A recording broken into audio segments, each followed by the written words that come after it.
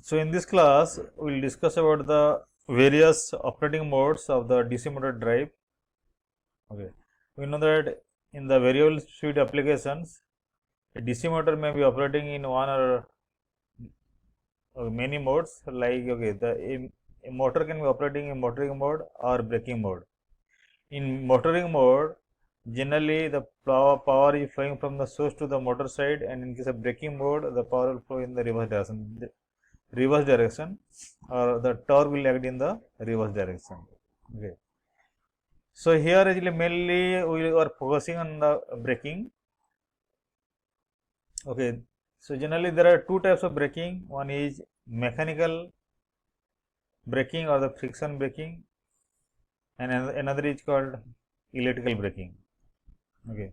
Mechanical braking means, so in mechanical braking, generally the motor is stopped by a brake shoe or a bend on a brake drum. Mechanical braking requires frequent maintenance and replacement of the brake shoe, and the braking power is wasted as well as it dissipates more heat energy. Okay. So mechanical braking is used along with the electrical braking to ensure the reliable operation of the drive. Okay. So in order to get the smooth braking operation, we have to apply both mechanical and electrical braking. So in this topic, mainly we will focus more on the electrical braking. So further, the electrical braking, okay, consists of three brakings here. Okay, there are three types. One is your dynamic braking, or it is also called rheostatic braking. Then plugging, and the plugging operation is also known as counter current braking, and another is called regenerative braking.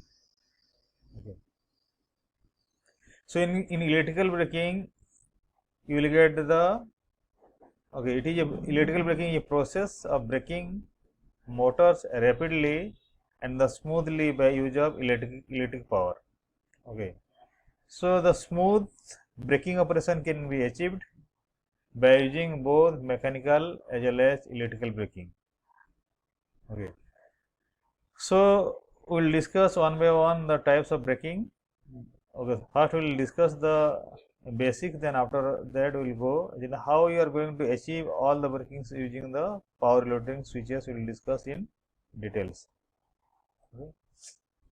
So in case of dynamic braking, okay, so in this type of braking, the supply to the armature is disconnected and an external resistance is connected across the armature.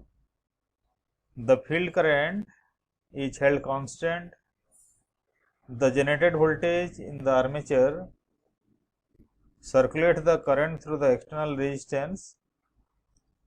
In this case, the direction of the current through the armature changes, and the electromagnetic torque developed by the motor is in opposition to the direction of the rotation.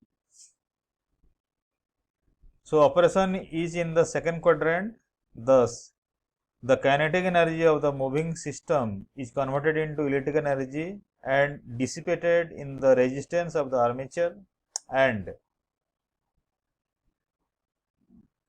the external resistance, the braking torque is proportional to the product of field current and armature current. The braking torque is proportional to the product of field current and armature current. Okay. The armature current now depends on the generated voltage. Generated voltage depends on the speed of the armature. So when the speed is 0, there is no braking torque. Okay. So what is plugging or the counter current braking? So in case of plugging or the counter current braking, the supply to the armature is reversed. The supply to the armature is reversed. Therefore, forcing the current to flow in the opposite direction in the armature, the direction of the field current is not changing. Okay. So here the direction of the armature current is changing, but the direction of the field current remains same. The supply voltage plus the generated voltage will force the current. To limit this current, an external resistance is to be connected in series with the armature. The kinetic energy plus the energy supplied by the DC source is dissipated as heat in the external resistance and the armature resistance. By this method, the speed can be reduced quickly to 0, but when the speed comes to 0, the DC supply has to be removed to make the braking current 0. Otherwise, the motor will rotate in opposite direction. Coming to the regenerative braking, okay. In case of regenerative braking, generally the kinetic energy is converted into electrical energy.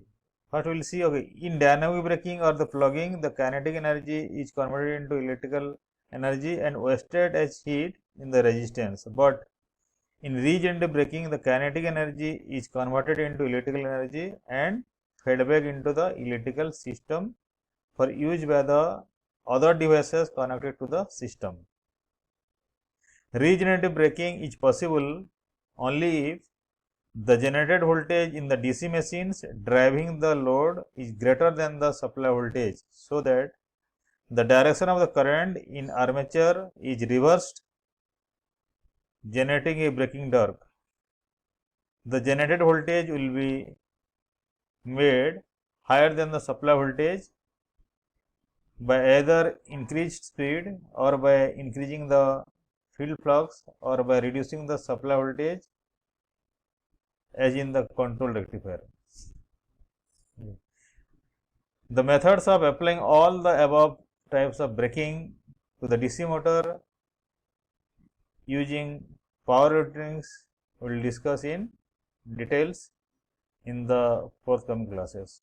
So, this is about the motoring and braking mode. Okay. So, then how you will get the dynamic braking, plugging and the regenerative braking using the power alternating switches or the power alternating devices we will discuss in the further classes.